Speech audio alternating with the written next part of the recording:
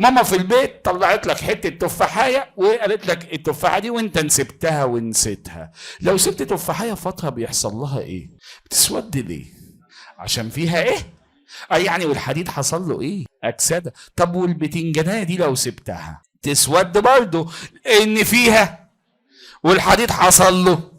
طب وكوبايه عصير القصب دي برضه بتسود عشان فيها والحديد بيحصل له. يبقى الواضح ان الحديد بيحب الاكل والاكسده بتحب الحديد. طب لو جبنا حضرتك ايه بطيخ ولا مانجا هل هيسودوا؟ لا. يبقى ليه بعض الخضروات والفاكهه بقت للاكسده وبعض الخضروات والفاكهه مش عرضه للاكسده؟ قال لي يا باشا اللي عرضه للاكسده هم اللي فيهم ايه؟ وكذلك المعادن. مش اي معدن عرضه للاكسده، وانما عمليه الاكسده هتكون للمعادن اللي فيها حديد ومغنيسيوم. هل كل المعادن عرضه للاكسده؟ لا.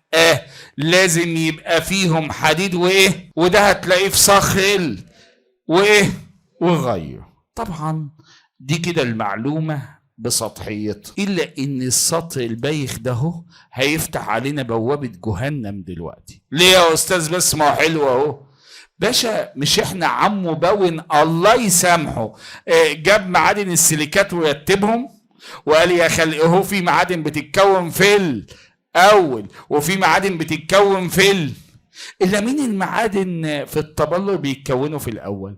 قال لي دايما المعادن اللي تتكون في الاول هي اللي فيها حديد وايه. يبقى دايما حط في حساباتك المعادن دي هي عرضة للاكل.